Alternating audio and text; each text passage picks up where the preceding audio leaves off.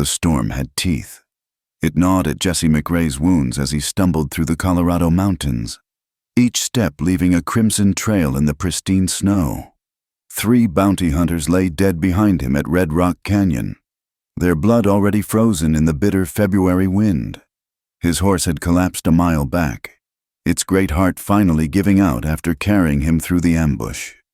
Jesse pressed his hand against the hole in his side where a bullet had found its mark. The other wound, high on his shoulder, had stopped bleeding, whether from the cold or because he had no more blood to give. He couldn't tell. His vision swam, the white world tilting and spinning like a drunk's nightmare. The Winchester in his right hand grew heavier with each step. He'd lost feeling in his fingers an hour ago, but still he gripped the rifle. A man didn't survive 10 years outside the law by letting go of his gun, not even when death came calling.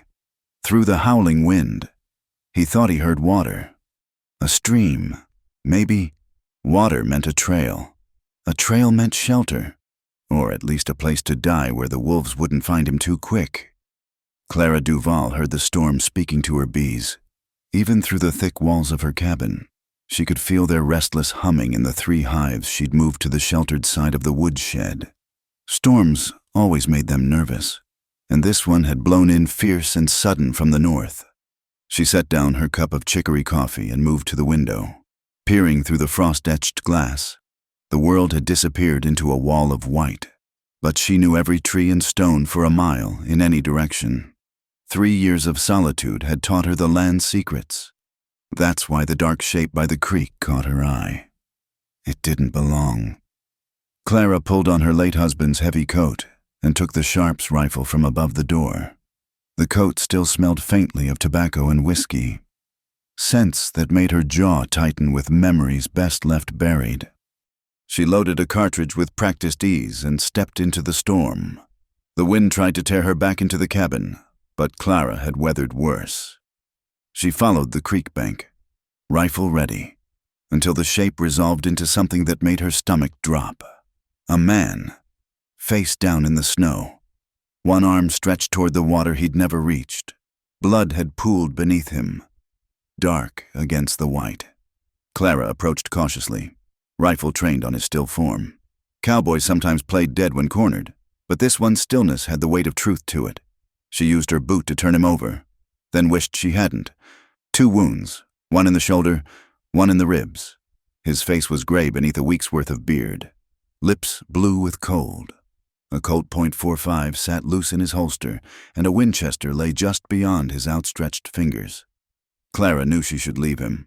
A man didn't end up shot and alone in a blizzard by accident. The smart thing would be to take his guns and let the snow finish what the bullets had started. Instead, she found herself kneeling, pressing fingers to his throat. The pulse that met her touch was barely there, a butterfly's wing against her skin. "Damn," she whispered. Getting him to the cabin nearly killed them both. Clara had to half-drag, half-carry him the 100 yards through the deepening snow. He was heavier than he looked, all wire and muscle beneath the blood-soaked duster. Twice she fell, and twice she got back up, driven by something she didn't want to name. Inside, she laid him on the floor near the stove and began cutting away his clothes. The wounds were bad but not hopeless. The shoulder shot had gone clean through, missing the lung. The one in his side had stuck, but it hadn't hit anything that would kill him quick. Clara had learned herb craft from her grandmother back in Missouri, before she'd married Thomas and come west. Now she put that knowledge to work, cleaning the wounds with whiskey and packing them with yarrow and golden seal from her dried stores. The bullet in his side came out with her skinning knife. The man too far gone to do more than groan. As she worked, she studied his face, harsh features softened by unconsciousness, with lines that spoke of sun and wind and hard living. His hands were interesting, scarred and calloused, but with long, clever fingers. Not a farmer's hands or a miner's. These hands had never held anything but guns and reins. She'd seen his type before. They drifted through the territories like tumbleweeds, leaving violence in their wake. The law wanted most of them for something. This one probably had paper on him from here to Texas. Clara finished bandaging him and covered him with her best quilt. Then she built up the fire and settled into her chair with the sharps across her lap. If he lived through the night, she'd have decisions to make. If he didn't, she'd have a body to deal with come morning. Either way, her quiet life had just gotten complicated. Jesse surfaced from darkness like a drowning man breaking water. Pain hit first, hot spikes through his shoulder and side, then cold, the kind that lived in your bones. But beneath that, impossible warmth, a fire crackling, the smell of herbs and coffee and something else. Honey. He kept his breathing steady, his eyes closed. 20 years of staying alive had taught him to wake careful. Someone had tended his wounds. Someone had brought him inside. That same someone might be waiting with a scattergun to collect whatever bounty followed him. "You can stop pretending," a woman's voice said. "I know you're awake." Jesse opened his eyes. He lay on a plank floor, looking up at rough-hewn beams. Firelight danced on the walls of what looked like a one-room cabin. And in a chair by the fire sat a woman with dark hair and steady gray eyes, a Sharps buffalo gun resting easy in her hands. "Water?" His voice came out as a croak. She studied him for a long moment, then set the rifle aside and brought him a tin cup. Jesse tried to sit up, gasped as the movement sent lightning through his wounds. "Stay down," she said. "You'll tear the stitches." She helped him drink, her hands surprisingly gentle. The water tasted of snow melt and minerals. Jesse had never tasted anything so good. "How long?" he asked. 2 days. Fever broke this morning." She took the cup back, returned to her chair and the rifle. "What's your name?" Jesse considered lying, but those gray eyes didn't look like they suffered fools. Jesse McRae." Something flickered across her face. Recognition, maybe, or resignation. The bank robber, among other things. She nodded slowly. "There's $3,000 on your head, $5,000 if they take you alive." "That's what they say." Jesse studied her face, trying to read what came next. "You fixing to collect?" "Haven't decided yet." They sat in silence while the fire popped and the storm continued its assault on the cabin walls.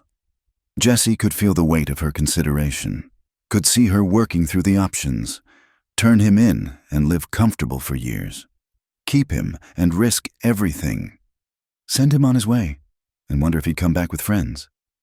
"What happened to the men chasing you?" she asked finally. "Dead? All of them?" "3 of them. There might be more coming." She absorbed this information without expression. "Can you travel?" "Not for a few days, maybe a week." "Then I suppose you'll be staying." She stood, setting the rifle in easy reach. "I'm Clara Duval. This is my land, my cabin. You'll follow my rules or bleed out in the snow." "Understood." Jesse managed a slight nod. "Understood. Good. Now drink this." She brought him a cup of something that smelled like boiled bark and bitterness. "It'll help with the pain and keep infection out." The brew tasted worse than it smelled, but Jesse drank it all. Medicine meant she planned to keep him alive, at least for now. As the herbs began their work, pulling him back toward sleep, he watched Clara move about the cabin. She had the quiet efficiency of someone used to being alone, comfortable in her own silence. He'd fallen into the hands of a woman who could save him or destroy him, and Jesse McRae didn't know which possibility worried him more. The healing came slow. For a week, Jesse could barely sit up without the world spinning. Clara tended him with the same quiet efficiency she brought to everything, changing bandages, brewing medicines, spooning broth between his cracked lips when the fever returned. She spoke little, and Jesse learned to read her silences. By the second week, he could stand. By the third, he insisted on helping with chores despite Clara's disapproving look. "You'll tear something," she said, watching him struggle with the axe. "I've been torn before." Jesse split the log clean, though the effort sent fire through his side. "Can't abide being useless." She almost smiled at that. Almost. "Stubborn fool. At least start with something lighter. The chicken coop needs mending." So Jesse found himself repairing henhouse wire, while a one-eyed rooster regarded him with deep suspicion. His hands, more accustomed to gun grips than hammer handles, fumbled at first, but the work felt good, clean, like something a regular man might do. Clara had 6 hives behind the cabin, protected by a windbreak of pines. Jessie watched her tend them one morning, moving among the boxes with smoke and soft words, even in winter, with the bees clustered for warmth. She checked each hive carefully. "My grandmother kept bees," she said, catching his interest. "Back in Missouri. Said they were God's own architects. Never thought much about bees." Jessie admitted, "Most folks don't, until they need honey for their biscuits or wax for their candles." She closed the last hive gently. "They're good company. Honest creatures. They'll sting you if you're careless, but they don't lie. Unlike people." The unspoken words hung between them. That night, as they sat by the fire, Jessie finally asked, "Your husband?" Clara's hand stilled on her mending. "Dead. 3 years come spring. I'm sorry." "Don't be." Her voice carried an edge sharp enough to cut. Thomas Duval was a hard man who got what hard men get. Jessie knew better than to push. But later, when she thought he was asleep, he heard her whisper to the flames, "Just not soon enough." The first real conversation came during a blizzard that trapped them inside for 2 days. Jessie had taken to carving, little figures from pine scraps to keep his hands busy. Clara surprised him by bringing out a chess set. "Thomas won it in a card game," she said, setting up the board. "Never learned to play myself." So Jessie taught her, and discovered a mind as sharp as any card sharp's. By the 3rd game, she was beating him. "You're a quick study," he said, watching her corner his king. "Had to be." She moved her queen with deliberate precision. "Check." As he studied the board, Jessie found himself talking about his brother Samuel, shot down by a marshal in Kansas City for a crime he didn't commit. About his father, hanged by vigilantes who wanted his land. The words came easier in the soft light, with the storm sealing them away from the world. "They took everything," he said quietly. "The law was supposed to protect folks like us. Instead, it showed up with a rope." Clara listened without judgment, her gray eyes steady on his face. When he finished, she said, "The law protects those who own it. Always has." "That why you're out here alone?" She was quiet for so long, Jessie thought she wouldn't answer. Then, Thomas had friends. Important friends. After he died, they made it clear a widow should remarry quick or move along. Her laugh held no humor. "I chose option 3, which was disappear. Let them think I went back east. Been here ever since. Don't you get lonely?" Clara moved her bishop, a ghost of a smile touching her lips. "Checkmate. And no, Mr. McRae. The lonely I get is better than the company I left behind." The days developed rhythm. Jessie rose early, built up the fire, melted snow for water. Clara made breakfast, cornmeal mush or biscuits with honey, sometimes eggs if the hens were feeling generous. They worked separately through the day, Clara with her herbs and preserves, Jessie mending whatever needed mending. Evenings brought chess, conversation, comfortable silences. Jessie found himself watching her when she wasn't looking. The way lamplight caught the silver threads in her dark hair. How her hands moved with such certainty, whether kneading bread or loading her rifle. She had a way of tilting her head when thinking that made something tighten in his chest. Dangerous thoughts for a dangerous man. One night, nightmares drove him from sleep.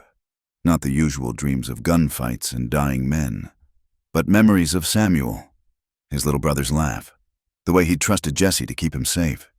He sat up gasping, sweat cold on his skin despite the banked fire. The cabin was dark, but he sensed movement. Clara appeared beside him, a shawl wrapped around her nightdress. "Bad dreams," Jessie nodded, not trusting his voice. She sat beside him on the floor, close enough that he could smell the lavender sachets she kept in her clothes chest. For a moment, neither spoke. Then, gently, she placed her hand over his where it clenched the quilt. "We all carry our dead," she said softly. "The trick is not letting them drag us down with them." Her touch was warm, steady. Jesse turned his hand palm up, lacing his fingers through hers. Such a simple thing, holding a woman's hand. But it had been years since he'd felt anything beyond the quick, meaningless encounters that came with his kind of life. "Clara," he began, but she shook her head. "Don't say anything you'll regret come morning." But she didn't pull away. They sat like that, hands entwined, until the fire burned low and dawn crept across the mountains. When Jesse woke again, Clara was making breakfast as if nothing had happened. Only the slight color in her cheeks suggested otherwise. That afternoon, while Clara was checking her hives, Jesse found himself staring at the wanted poster she'd tucked behind the flour tin. His own face stared back, younger and meaner, above text promising $5,000 for his capture. "Considering your options?" Clara asked from the doorway. "Wondering what kind of woman keeps a man's death warrant next to her sugar supply?" "The cautious kind." She hung her coat on the peg. "Also wondering what kind of man stays when he could have left days ago. You're healed enough to ride." It was true. His wounds had closed. The pain faded to memory. A horse had wandered in during the last thaw, probably from the same outfit as the bounty hunters. Jesse could have saddled up and vanished into the territories. "Maybe I like the company," he said. "Maybe you're a fool. Been called worse." Clara crossed the room, stopping just out of reach. "What do you want from me, Jesse McRae?" The question hung between them like a loaded gun.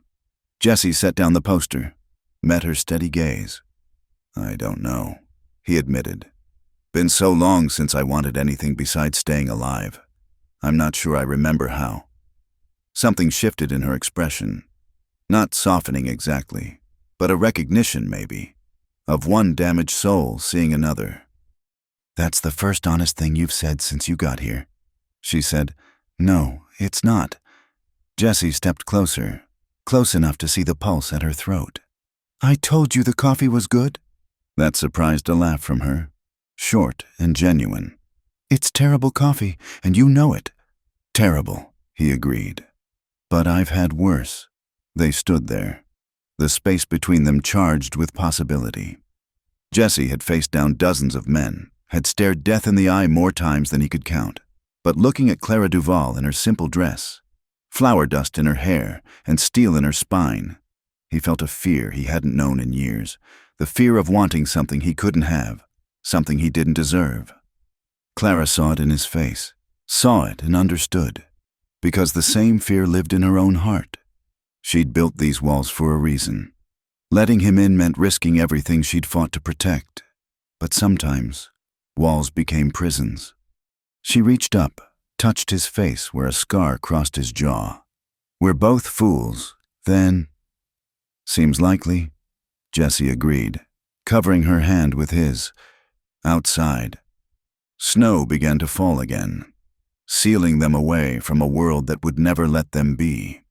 But inside the cabin, beside the dying fire, two broken people found something they'd thought lost forever: hope. The morning after their moment by the fire, Clara moved through her chores with unusual precision, avoiding Jesse's eyes. She kneaded bread like she was punishing it, scattered feed for the chickens with sharp, efficient movements. Jesse recognized the signs: a woman building walls back up, brick by careful brick. "Storm's past," she said over breakfast, still not meeting his gaze. "Trail should be clear in a day or two." Jesse set down his coffee cup. "You asking me to leave?" "I'm saying you could." She finally looked at him, and he saw the war in her eyes. "Should, probably." "But not asking?" Clara turned back to her bread. "A person's got to make their own choices." That afternoon, Jesse found her sitting by her husband's grave, a simple marker he'd noticed but never approached. She had her shawl pulled tight despite the weak sun, looking smaller than he'd ever seen her. "I killed him," she said without preamble. Jesse settled beside her on a fallen log, waiting. "Not with my hands, not directly." Clara's voice was steady, emotionless. "But I might as well have." The story came in pieces. Thomas Duval had been a merchant in Colorado Springs, successful and respected. He'd courted Clara when she was 17, her parents eager for the match. She'd thought herself lucky, until the wedding night. He had particular ideas about wives, she said carefully. About obedience, about ownership. Jesse's hands clenched, but he kept silent. 3 years I lived like that, smiling in public, hiding bruises under high collars. Then one night, he came home drunk from the lodge, angrier than usual. Said I'd embarrassed him somehow. Looked at the minister too long, maybe, or didn't laugh right at someone's joke. She paused, gathering herself.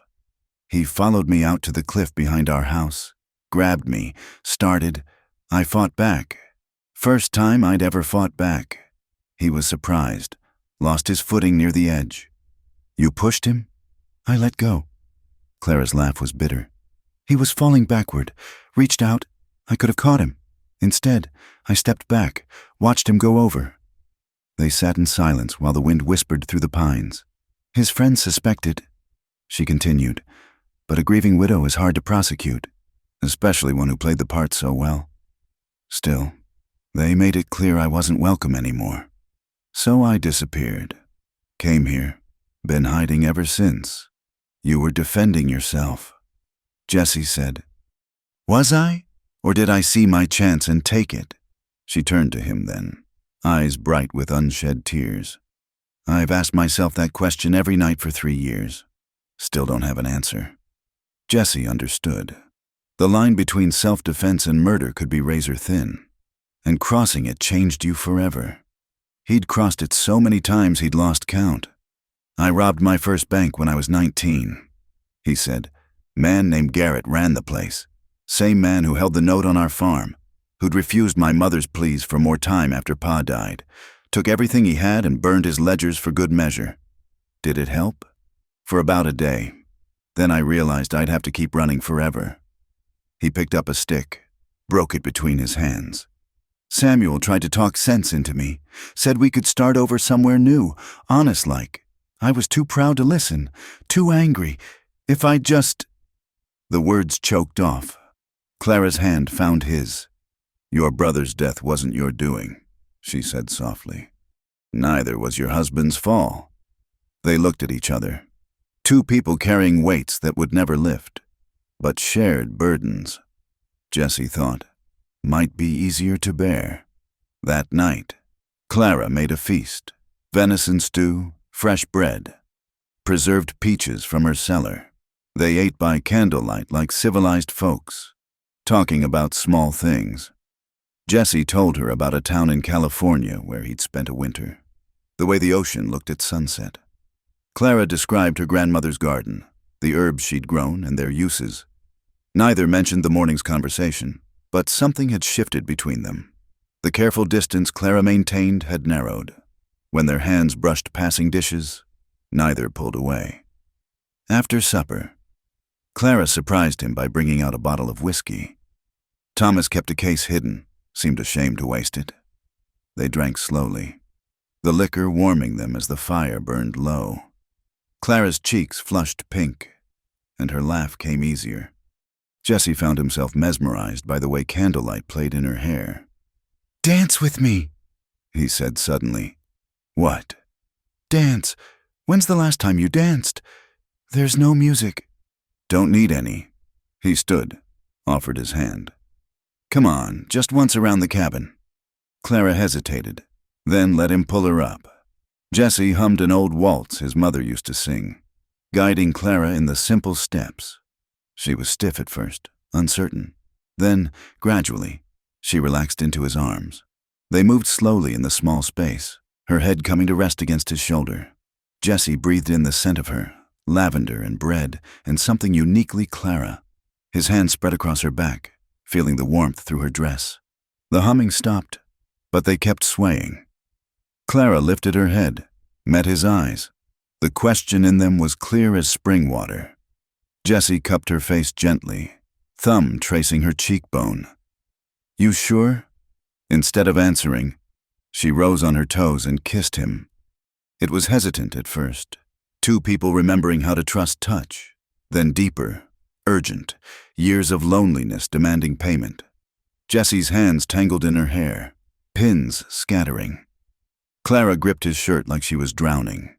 When they broke apart, both breathing hard, Clara stepped back, but she kept hold of his hand. I haven't. Not since Thomas. We don't have to. I want to. The words came fierce, determined. I've been dead 3 years. Jesse McRae. Make me feel alive. He kissed her again, softer this time. They moved together toward her bed in the corner, leaving a trail of clothes like breadcrumbs in the dying firelight. Scars showed on both their bodies, his from bullets and knives, hers from harder-to-see wounds. They came together with desperate tenderness, each touch a question and answer both. Clara's hands mapped his body like territory to claim, while Jesse worshipped her with reverent fingers, erasing Thomas Duval's ghost with each caress. When release found them, Clara cried, not from pain but from the shock of feeling again. Jesse held her through it, whispering words that meant nothing and everything. After, they lay entwined under her quilts, listening to wind rattle the windows. What happens now? Clara asked into the darkness. Don't know, Jesse admitted. Never been here before. Here? Wanting to stay put. Wanting. He struggled for words. Just wanting. Clara was quiet so long he thought she'd fallen asleep. Then, I can't leave this place. Won't run again. I'm not asking you to. And you can't stop running, not with that price on your head. The truth of it sat between them like a stone. Jesse pulled her closer, as if he could hold off reality with the circle of his arms. Maybe, he began, but Clara pressed fingers to his lips. No maybes. Not tonight. Tomorrow we'll figure what's possible. Tonight, just be here. So he was. Through the long dark hours, they touched and talked and made love again. Slower this time, memorizing each sensation. When dawn crept through the windows, they were still awake, watching light paint the mountains gold. Jesse, Clara said softly, whatever happens, I don't regret this. He kissed her forehead, her cheeks, her lips. Neither do I. But even as he said it, Jesse heard hoofbeats in the distance, reality approaching with spurs on, ready to tear apart what they'd built in the night. The question was, would they be strong enough to face it together? The rumor started with Ezra Hollis, who ran supplies up the mountain once a month. He'd seen smoke from the widow's chimney, same as always, but swore he caught sight of a man's silhouette chopping wood. By the time the story reached Morrison's general store in Cedar Ridge, it had grown into a full gang of outlaws holed up in the Duval cabin. Deputy Sheriff Marcus Reed heard the talk while buying tobacco. He was a careful man who'd survived 15 years wearing a badge by knowing which fights to pick. But he also remembered Clara Duval from before, the bruises she'd tried to hide, the way she'd flinched when men moved too quick. He'd had his suspicions about Thomas Duval's death, but some justice came from God's hand, not the law's. Still, if she was harboring fugitives, that was different. Reed saddled up on a cold March morning and headed up the mountain. Jesse saw him coming from half a mile off. The glint of sun on badge was unmistakable. Company, he said quietly, checking the loads in his Colt. Clara looked up from her mending. Law? Deputy. Looks like alone. She set aside her sewing with steady hands, though Jesse caught the tightness around her eyes. Get in the root cellar. Clara, now. Jesse, please. He wanted to argue, but the please stopped him. Clara rarely asked for anything. Jesse grabbed his rifle and slipped through the trap door beside the stove, pulling it shut just as hoofbeats approached the cabin. From below, he could hear muffled voices, Clara's calm tones, a man's deeper rumble. The conversation went on too long for Jesse's comfort. His fingers itched for his gun, but drawing on a lawman would only make things worse. Finally, the door closed. Jesse waited until Clara tapped on the cellar door before emerging. What did he want? Clara's face was pale but composed. Marcus Reed. He knew Thomas, knows there've been stories about someone staying here. And I told him I hired a drifter to help with winter work. Said he moved on last week. She met Jesse's eyes. He didn't believe me. How can you tell? Because Marcus Reed tried to court me once. Before Thomas, he's got tells when he's thinking. Clara moved to the window, watching the deputy's retreating form. He'll be back. They spent the next 3 days on edge. Jesse kept inside during daylight, weapons close at hand. Clara went about her routine, but he could see the strain in her movements.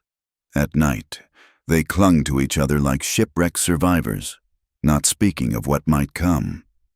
On the 4th day, Jesse was cleaning his rifle when he heard something that made his blood freeze.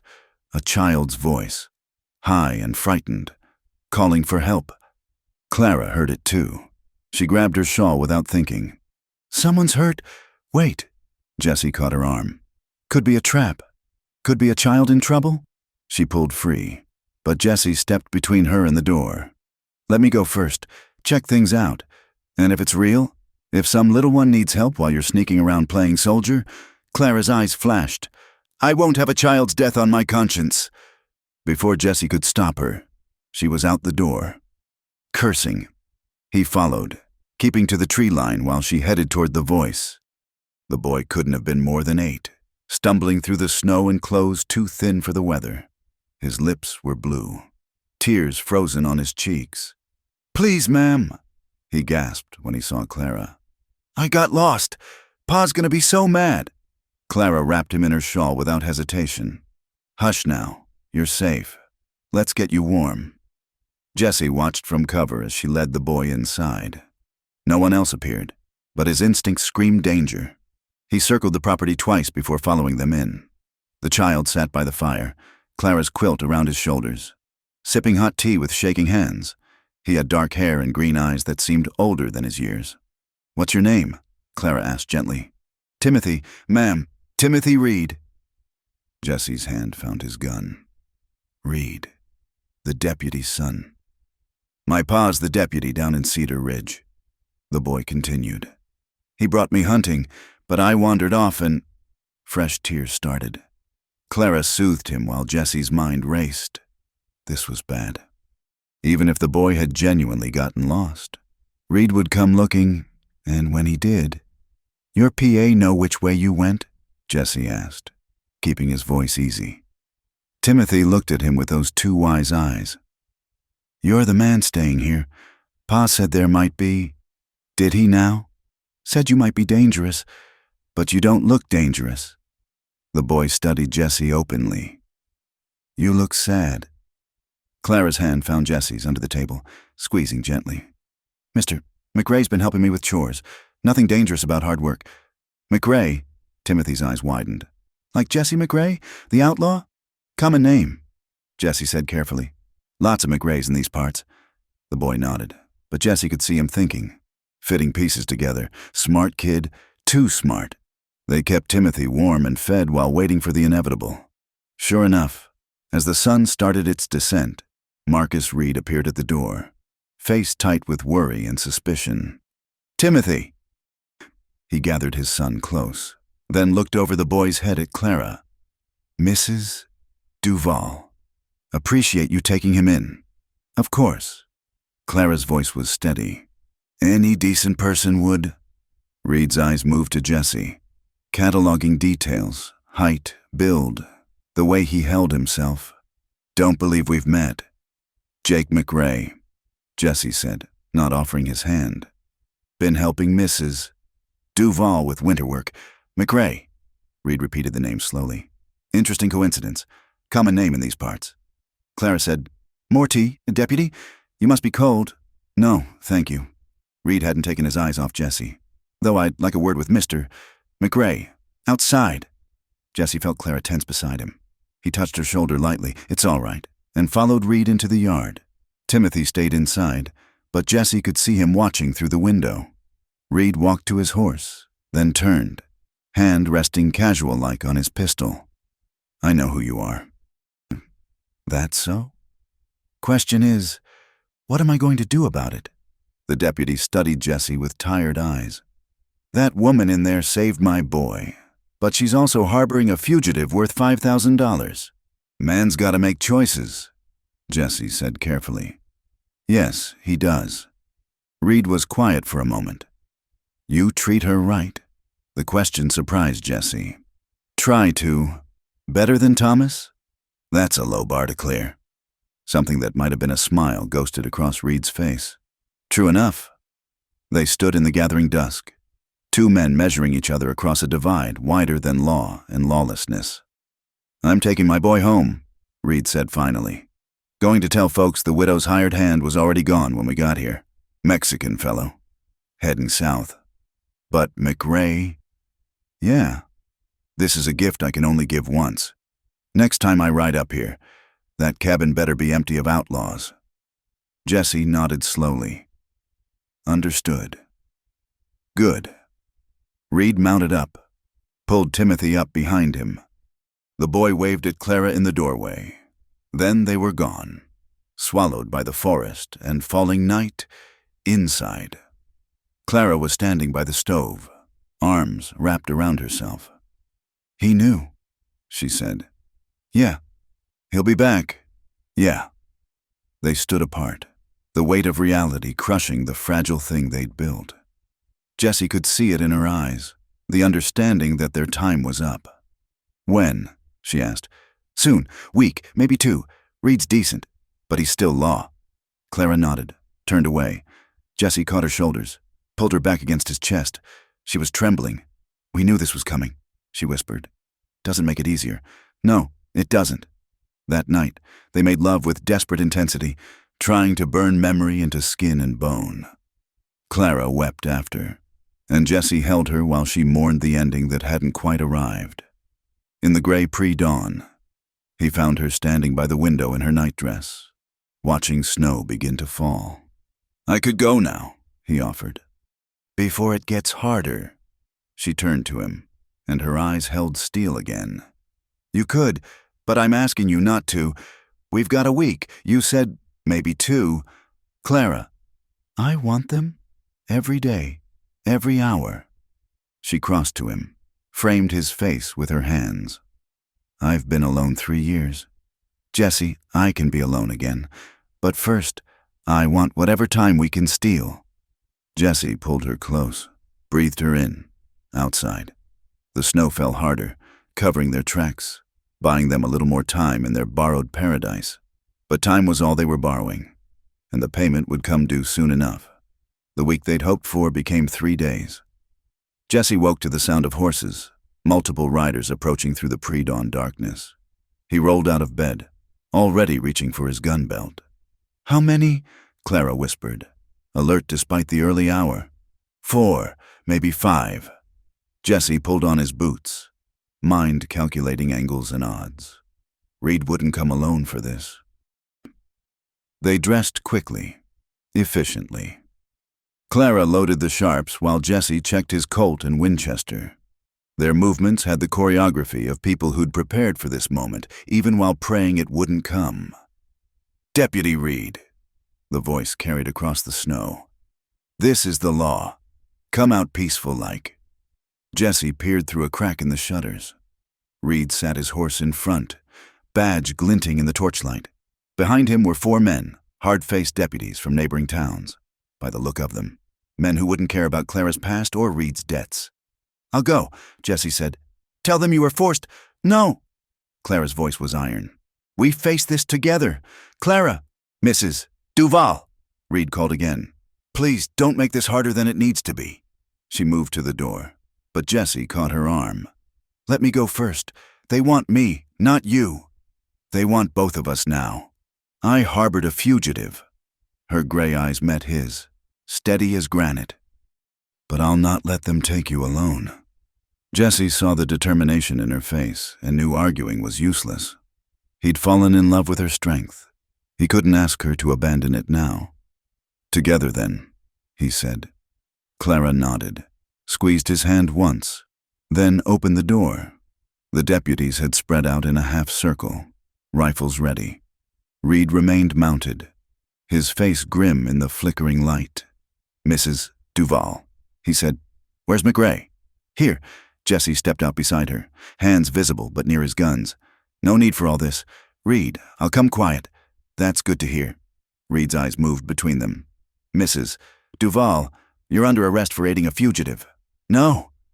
The word came out of Jessie like a gunshot. She didn't know who I was. I lied to her, forced her. Stop! Clara's voice cut through his protests. I knew exactly who he was. Deputy Reed, known for weeks. Clara, don't. She turned to Jessie, touched his face gently. No more lies. Not for me. Reed shifted in his saddle. Then you'll both need to come with us. Where? Clara asked. Cedar Ridge for now, then Denver for trial. Reed's voice carried regret. I'm sorry. Clara, I tried to give you time. I know. She looked back at the cabin. Her sanctuary, her prison, her home. May I gather a few things? Reed hesitated, then nodded. 5 minutes. Deputy Morrison will accompany you. A thick-necked man dismounted, followed Clara inside. Jessie watched, every muscle tense, as lights moved through the cabin windows. When she emerged, she carried only a small bundle and wore her heavy coat. No guns, Morrison announced, holding up Clara's sharps. They mounted the horses Reed had brought. Clara sitting straight-backed despite everything. Jessie fighting the urge to grab her reins and run. But where would they go? The mountains were full of snow, and more men would follow. The ride down to Cedar Ridge took most of the day. Jessie memorized every detail. The way Clara's hair escaped her bonnet, how she held herself proud despite the circumstances, the occasional glances she sent his way that said, "Be ready." The jail in Cedar Ridge was small, 2 cells in the back of Reed's office. Jessie expected to be separated from Clara, but the town was hosting a hanging, and the other cell held 3 condemned men. Temporary arrangement, Reed said, locking them in together. Transport comes tomorrow. When he left, Jessie turned to Clara. You shouldn't have told them you knew. Shouldn't have done a lot of things. She sat on the narrow bunk, looking smaller than he'd ever seen her. Doesn't change what's done. Through the barred window, they could hear the town preparing for morning's executions, hammering as the gallows went up, vendors hawking food to the gathering crowd. The condemned men in the next cell prayed or cursed by turns. I'm scared, Clara admitted in the darkness. Jessie sat beside her, pulled her close. Me too. Not of dying, of going back to being nothing, property, a thing to be traded or discarded. Her voice broke. I'd rather hang than go back to that. Won't let it happen. You can't promise that. Watch me. She lifted her head, studied his face in the dim light. What are you thinking? That Reed's a decent man with a weakness for doing right. Jessie's mind turned over possibilities. And that hanging 3 men will have this whole town distracted come morning. Clara was quiet for a moment. Then, the window bars are newer than the door locks. Noticed that too. And Morrison left my medical bag with Reed's things. Claimed it as evidence. Careless of him. They spoke in whispers. Planning. While the night wore on. Jessie picked the lock with a bent nail Clara pulled from the wall. Skills learned in a dozen jails serving him now. But they waited, listening to the town settle, timing the rounds of whoever Reed had watching the jail. Near dawn, with the crowd already gathering for the hanging, they made their move. The door swung open silently, and they crept through the office. Clara retrieved her bag and, more importantly, the small pistol hidden in its false bottom. Outside, the streets were empty, everyone drawn to the spectacle at the other end of town. They found horses in the livery, saddled them quick and quiet. Jessie's heart hammered as they led the animals out, expecting shouts of alarm at any moment. None came. The whole town was watching 3 men die while 2 others rode free. They pushed hard through the morning, switching directions twice to confuse pursuit. Clara rode like she was born to it, all her prissiness burned away by necessity.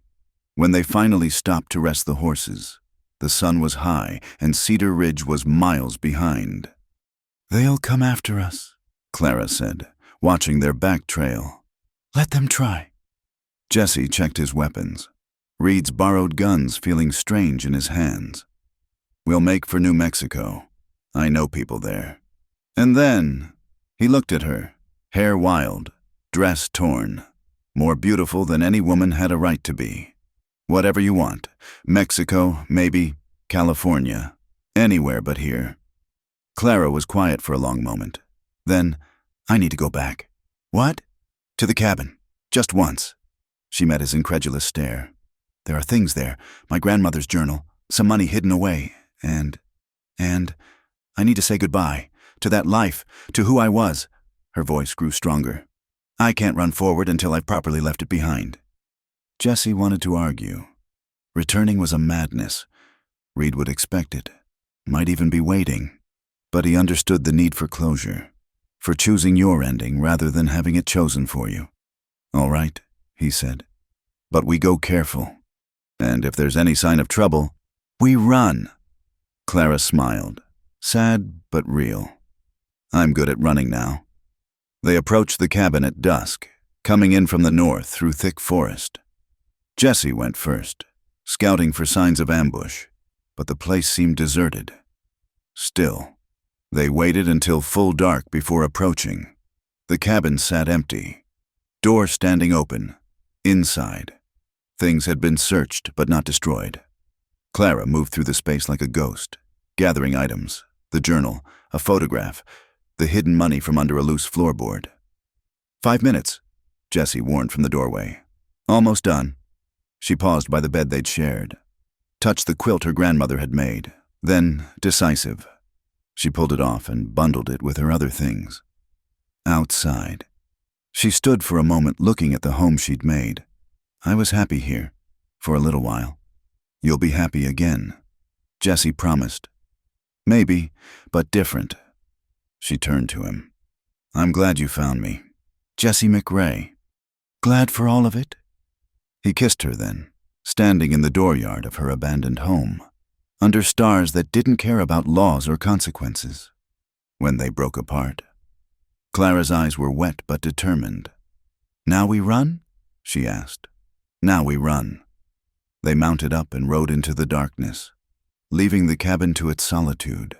Behind them, the life Clara had built stood empty, waiting for wind and weather to reclaim it. Ahead lay the unknown, dangerous, uncertain, but theirs to face together. Jesse reached over, took Clara's hand as they rode. She squeezed back, and he felt something he'd thought lost forever. Hope, not for safety or peace. Those were for other people, but hope for tomorrow.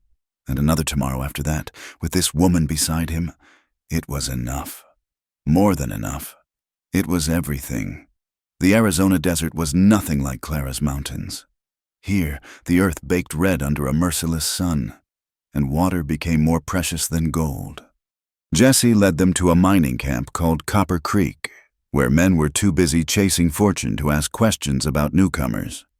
He signed on with the Fortuna mine under the name Jake Harlan, just another drifter with a strong back and closed mouth. Clara became his wife, Mary, a fiction that let them share a tent on the outskirts of camp without raising eyebrows. The wedding band Jesse bought from a drunk miner was brass, not gold, but Clara wore it like a treasure. For 3 months, they played at being ordinary people. Jesse descended into the earth each dawn, returning at dusk covered in copper dust and exhaustion. Clara took in mending from the other miners, her clever fingers earning them extra money. In the evenings, they sat outside their tent, watching the desert stars and planning a future that seemed almost possible. The mine was brutal work, but Jesse had known worse. What he hadn't expected was the cruelty of the foreman, a bull of a man named Garrett Walsh who enjoyed his power too much. Jesse kept his head down, avoided trouble, until the day Walsh decided to make sport of Tommy Chen, a Chinese boy who worked hauling water. Dance, yellow boy. Walsh cracked his whip near Tommy's feet. Let's see them oriental moves. The other miners laughed or looked away. Jesse gripped his pickaxe tighter, Clara's voice in his head. No trouble? We can't afford trouble. But Tommy was maybe 14, thin as a rail, eyes wide with terror as Walsh's whip came closer with each crack. That's enough. Jesse stepped between them before he could stop himself. Walsh's piggy eyes narrowed. You got something to say, Harlan? Boy's just trying to work, same as all of us. Boy needs to learn his place. Walsh coiled his whip slowly. Maybe you need the same lesson." Jesse saw the swing coming, dodged left, and brought his fist up into Walsh's solar plexus. The foreman doubled over, gasping, and Jesse should have stopped there, should have walked away. Instead, he saw every man who'd ever used power to hurt the helpless. Saw Thomas Duval in Walsh's cruel eyes. The rage he'd kept chained for months broke free. When the other miners finally pulled him off, Walsh wasn't moving. Blood pooled in the dust. More than there should have been. Someone said Walsh's head had hit a rock when he fell. Someone else said it didn't matter. Dead was dead. Jesse ran. He made it to the tent, told Clara in quick, broken sentences. Her face went white, but her hands stayed steady as she packed their few belongings. How long before they come? Not long. Walsh had friends. Then we ride. But as they emerged from the tent, horses saddled and ready, a group of miners blocked their path. Not a lynch mob, not yet, but men who'd liked Walsh or feared being blamed for his death. "Can't let you leave," Harlan once said. "Sheriff's gonna want words." Jesse's hand moved to his gun, but Clara touched his arm. "Please," she addressed the men. "You all saw what Walsh was doing. My husband just—" "Your husband killed a man," another miner interrupted. "Maybe Walsh deserved it, maybe not.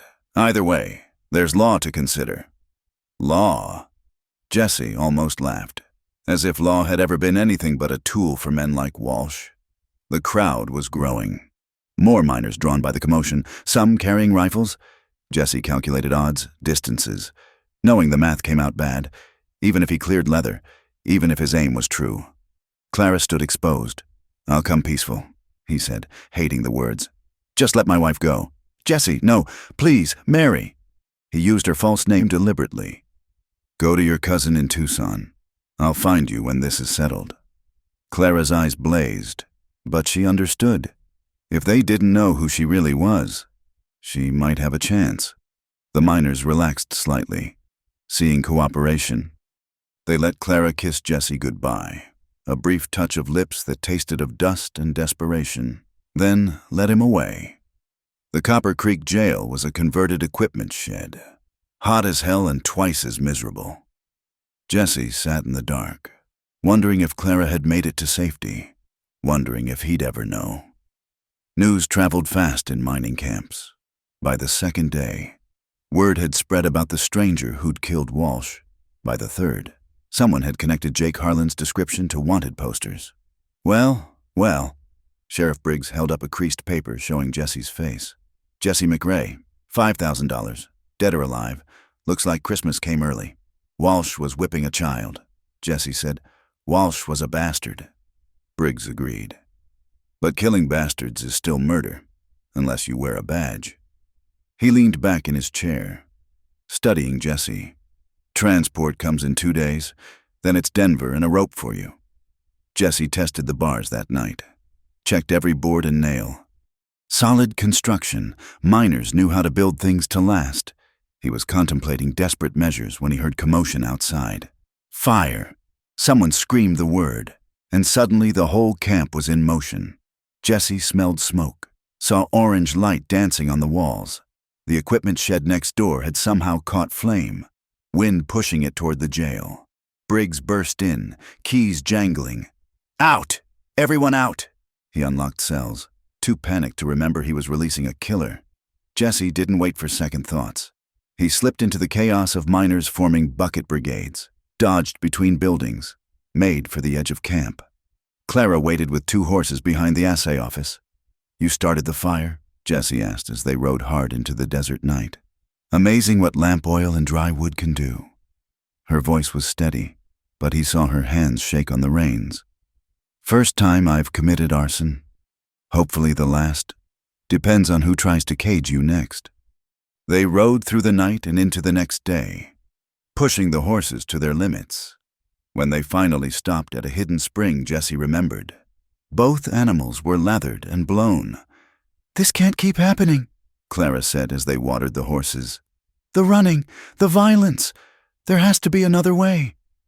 Jesse wanted to agree, wanted to promise her peace, but he'd been a wanted man too long to believe in fairy tales. There's always Mexico, he offered. And when they post bounties there, when every bounty hunter from here to Guatemala knows your face. Clara shook her head. We need to disappear completely. Become different people. Easier said than done. Is it? She turned to him, eyes bright with desperate hope. Your friend, the one you mentioned, Taza. Jesse nodded. Taza was Apache, one of the few who'd survived the Army's campaigns. He'd saved Jesse's life once, years back, and they'd kept in loose contact. Would he help us? Maybe, if we can find him.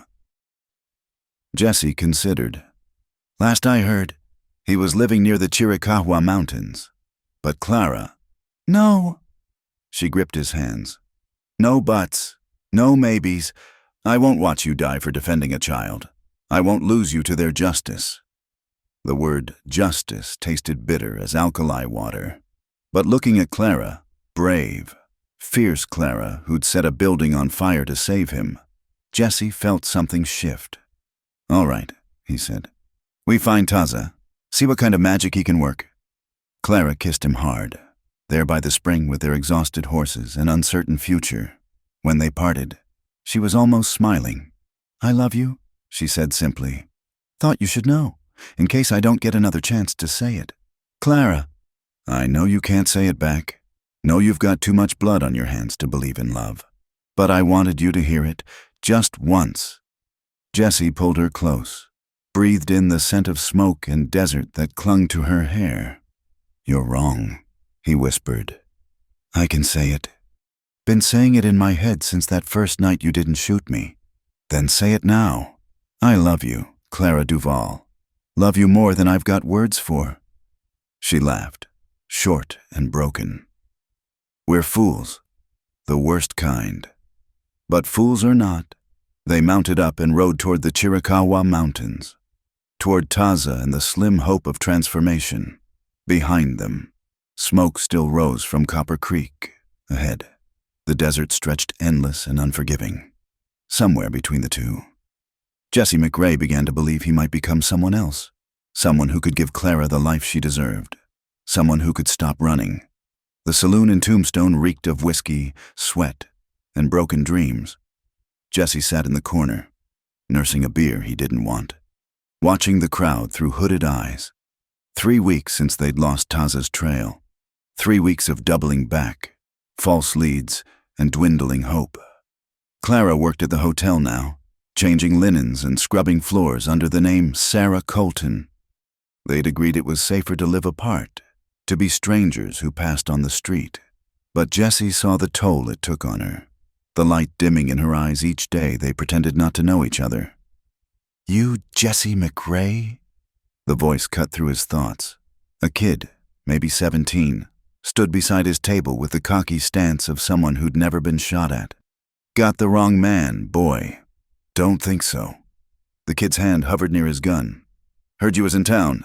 There's good money on your head. Jesse sighed. Always some fool looking to make a name. Walk away, while you still can. Make me, old man. The saloon went quiet. Jesse set down his beer slowly. Saw Clara enter through the bat-wing doors with an armload of clean towels. Their eyes met for half a second. All the warning he could give. The kid went for his gun. Jesse moved faster, muscle memory taking over. His coat cleared leather and spoke once. The boy spun, clutching his shoulder, pistol clattering across the floor.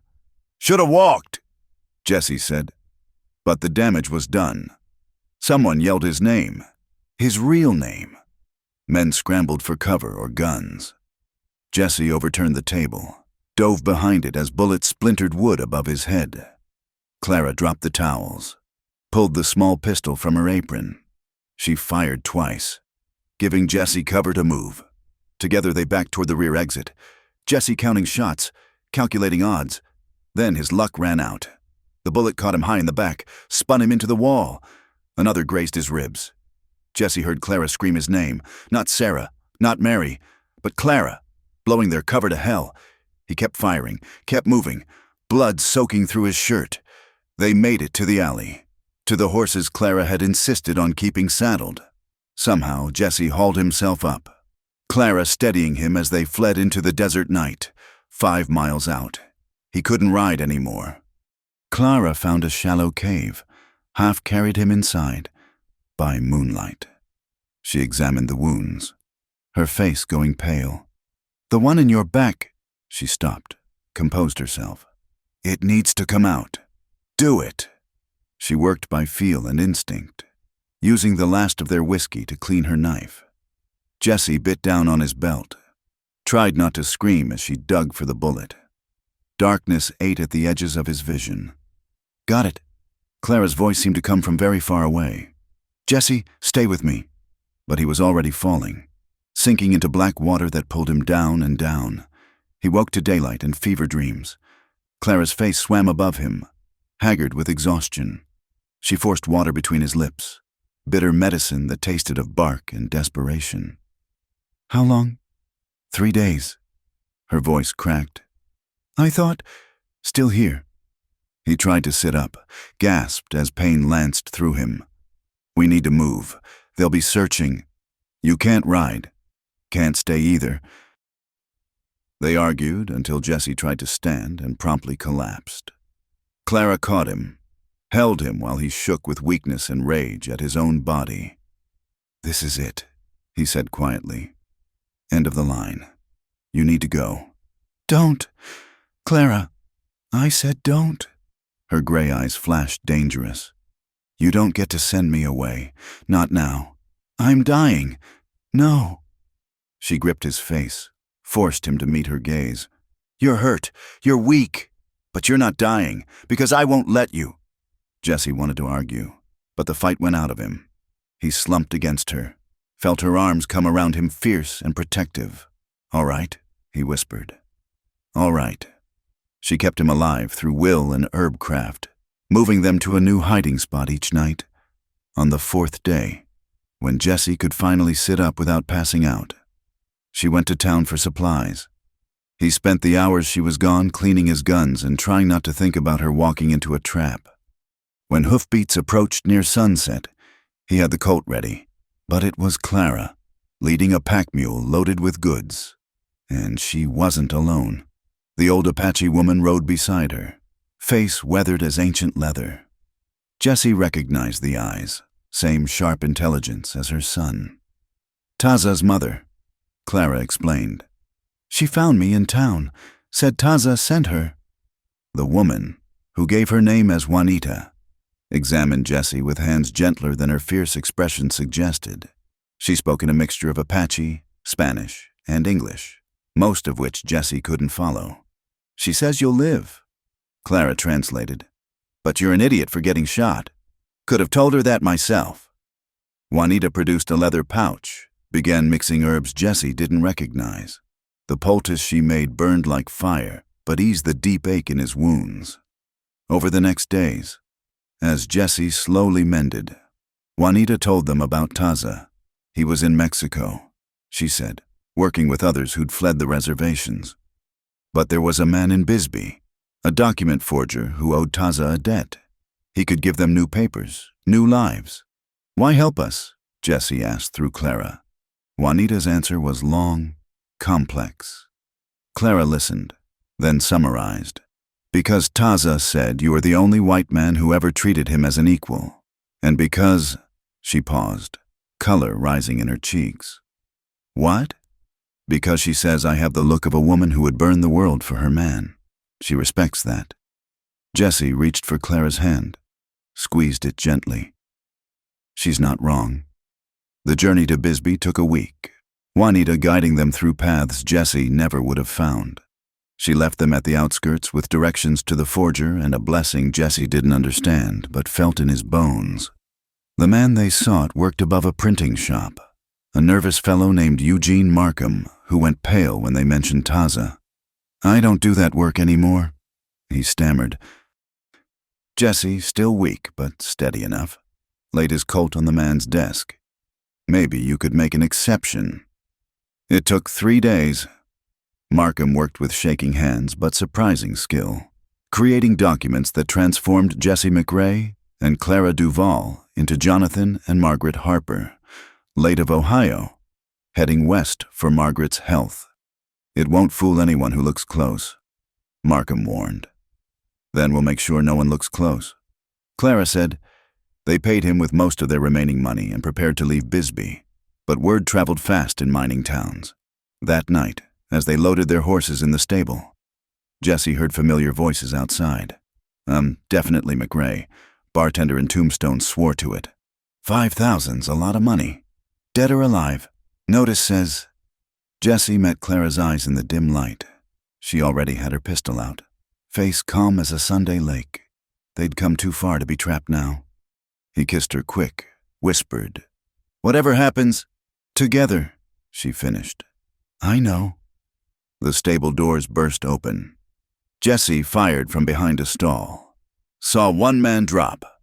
Clara shot from the hayloft where she'd climbed, catching another by surprise. Gun smoke filled the air. Horses screamed, kicked at their stalls. Jesse counted muzzle flashes, tried to track how many they faced. Then, sudden as summer thunder, it was over. 3 men lay still. A 4th groaned, clutching his leg. Jesse kept his gun on him while Clara climbed down. "We need to go," she said. "Now." They took the wounded man's horse, left him cursing in the straw. As they rode hard into the desert, Jesse looked back once at Bisbee's lights. Jesse McRae was still wanted, still worth $5,000. But Jonathan Harper was nobody, a ghost heading south with his wife, leaving no trail but wind-blown dust. It wasn't much of a chance, but it was theirs. Clara reached over, took his hand as they rode. Her wedding band, the real gold one he'd bought from Markham's cousin, caught the moonlight. "No regrets?" he asked. "None," she said firmly. "You?" Jesse thought of all the blood behind them, all the uncertainty ahead. Thought of this woman who'd chosen him above safety, above sanity, above everything. "Not a one," he said, and meant it. They rode through the night, 2 ghosts fleeing toward a border that might mean freedom, or might mean nothing at all. But they rode together, and for now, that was enough. The valley near Chihuahua was nothing like the places they'd run from. Here, the mountains gentled into rolling hills covered with mesquite and sage. A stream wound through the bottom, clear and cold even in summer. The abandoned adobe house they found needed work, roof half caved in, walls crumbling. But it had good bones. "We could fix it," Clara said, standing in what might have been a kitchen. "Make it livable." Jesse tested the remaining beams. Solid, despite years of weather. "Take months of work. We've got months." She turned to him, dust motes dancing in the light through broken shutters. "We've got years, if we're lucky." They'd crossed into Mexico 3 weeks ago. Jonathan and Margaret Harper's papers holding up at the sleepy border crossing. Now they were just another American couple seeking cheaper land and simpler living south of the Rio Grande. The work was hard but clean. Jesse learned to make adobe bricks from an old Mexican named Carlos, who lived 2 valleys over.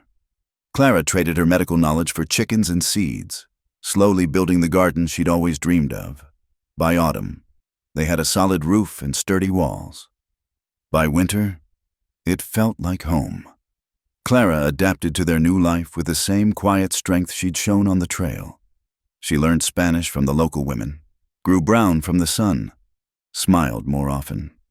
Sometimes Jesse caught her humming while she worked, old hymns mixed with Mexican folk songs. He'd changed too. The constant vigilance had eased, replaced by the rhythm of seasons and soil. His hands, so long devoted to weapons, learned carpentry and husbandry. The weight of his guns still comforted him, but days passed now without him touching them. They'd been there 2 years when Clara told him about the baby. "Are you sure?" Jesse asked, though the joy and terror in her eyes gave him the answer. "As sure as a woman can be."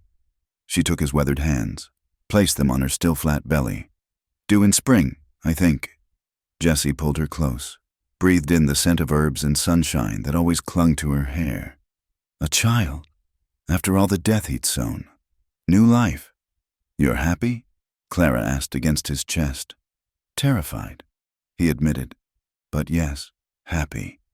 The pregnancy wasn't easy. Clara grew sick in the mornings, tired by afternoon. Jesse fussed over her until she banned him from the house during the day, sending him to tend their small herd of goats or repair their ever-expanding chicken coop. Carlos's wife, Maria, visited often, bringing remedies and advice. She'd birthed 8 children and lost 3, wisdom and sorrow mixing in her lined face. "The baby is strong," she told Jesse one evening, "like the mother. And if something goes wrong," Maria patted his arm, "then you ride like hell for the doctor in town. But Clara, she knows what to do. Trust her." Trust. Such a simple word for such a hard-won thing. The contractions started on a night in April, sudden and strong. Jesse wanted to fetch the doctor immediately, but Clara refused. "Not yet," she said through gritted teeth. Maria said this could take hours. It took 14. Jesse had faced gunfights that seemed to last forever, but nothing compared to those hours of Clara's pain. He boiled water, tore sheets for bandages, held her hand while she squeezed hard enough to crack bones. When the baby finally came, a girl, small but loud, Jesse wept for the first time in 20 years. "She's perfect," Clara whispered, exhausted but radiant. "Look at her. Jesse, she's perfect." They named her Emma, after Jesse's mother.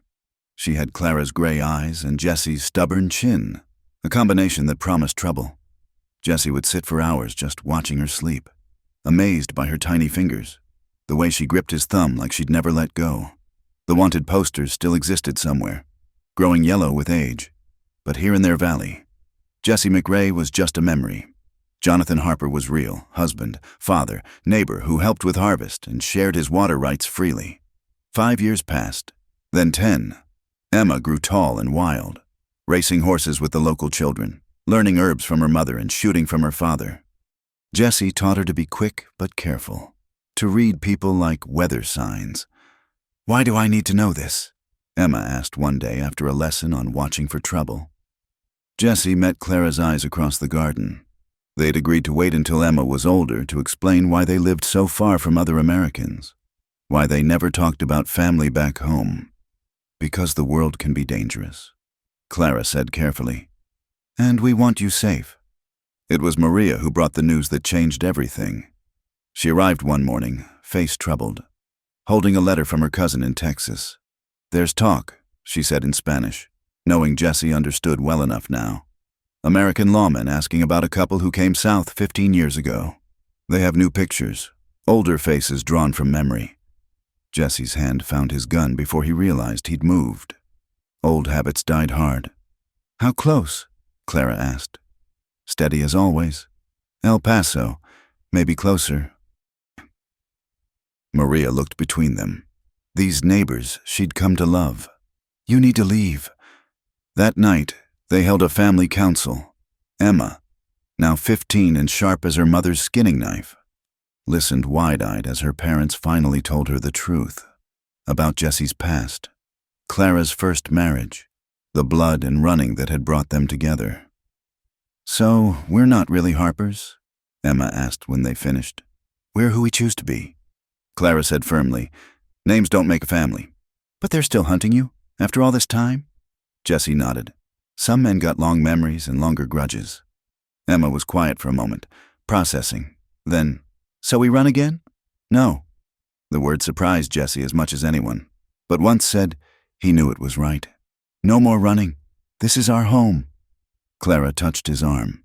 "Jesse, 15 years we've lived clean, built something good here." He looked at his daughter, his wife, the life they'd made from ashes and hope. "I won't tear it down because some ghost came calling." They prepared anyway. Jesse cleaned and oiled guns unused for years. Clara packed emergency supplies, just in case. Emma watched everything, learning even this. 2 weeks later, riders appeared on the ridge above their valley. 3 men, badges glinting in the sunset. Jesse saw them from the barn, had time to warn Clara, to send Emma to hide in the root cellar. But he didn't. Instead, he kept working on the new chicken coop, hammer steady in his hand. The men rode down slow, cautious. Jesse recognized the type, bounty hunters playing at being lawmen, They stopped 20 feet away, spread out in that careful way of men expecting trouble. "Help you, gentlemen?" Jesse asked in Spanish-accented English.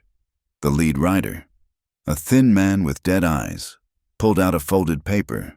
"Looking for some folks. Been looking a long time. Lots of folks in Mexico. These are particular folks."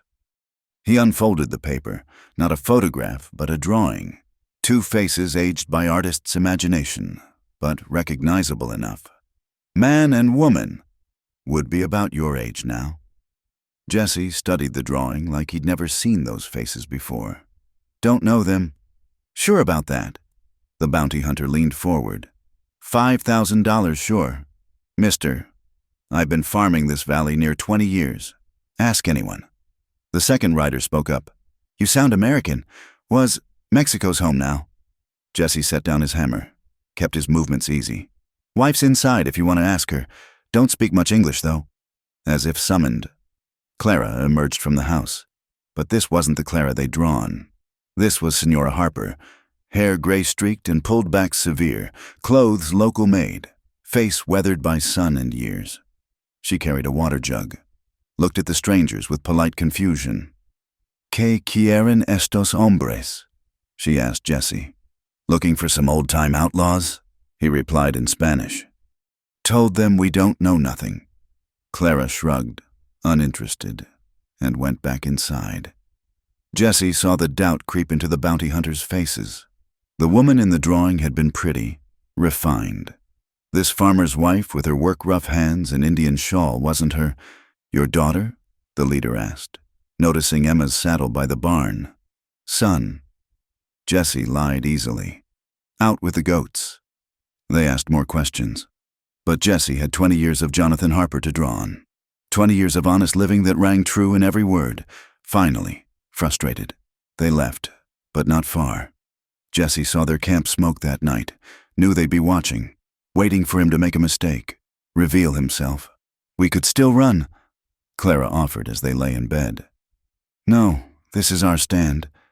Jesse pulled her close, felt her heartbeat against his chest. "Win or lose, we make it here." The next morning, he sent Emma to town with Carlos, ostensibly for supplies, really to keep her safe from whatever came next. Then he and Clara went about their day, tending garden and animals, visible and unconcerned. The bounty hunters lasted 3 days. 3 days of watching an old farmer and his Mexican wife live their quiet life. 3 days of no one in town recognizing the drawings, of locals shrugging at questions about the American couple in the valley. On the 4th morning, they were gone. "Think they'll come back?" Clara asked, watching dust settle where the riders had been. "Maybe, probably not." Jesse pulled her close, kissed her temple where silver mixed with brown. "Men like that want easy money. We're not easy anymore." That evening, Emma returned, full of town gossip and teenage indignation at being sent away. They ate dinner as a family, Emma chattering about her friend Rosa's quinceañera plans, Clara laughing at something silly Carlos had said. Jesse watched them in the lamplight. His girls, his life, his redemption.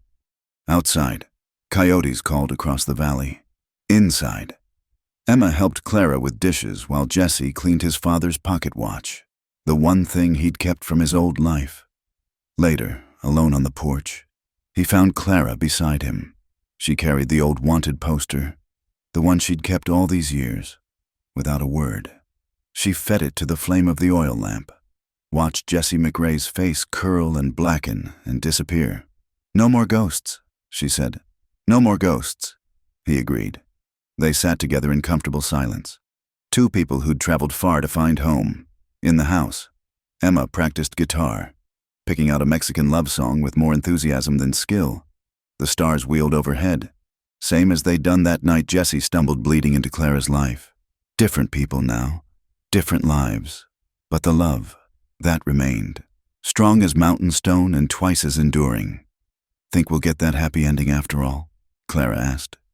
Jesse took her hand, felt the wedding band warm against his palm. "Darling, I think we already did." And in a valley near Chihuahua, where mountains gentled into hills and clear water ran eternal, Jonathan and Margaret Harper lived out their days in peace.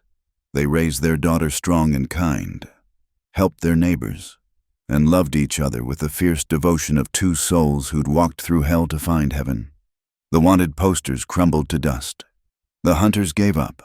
And somewhere in Mexico, an old man with scarred hands teaches his granddaughter to tend bees, while his wife hums forgotten songs and smiles at the setting sun. Thank you for joining us around the campfire tonight and listening to Jesse and Clara's tale. If you're hearing this story, drop a comment below and let me know where you're listening from. I'd love to connect with fellow Western romance enthusiasts from around the world. Don't forget to subscribe to Wild West Campfire for more tales of love, redemption, and adventure in the Old West. What did you think of Jesse and Clara's journey? Share your thoughts below. I read every comment and would love to hear how their story touched your heart.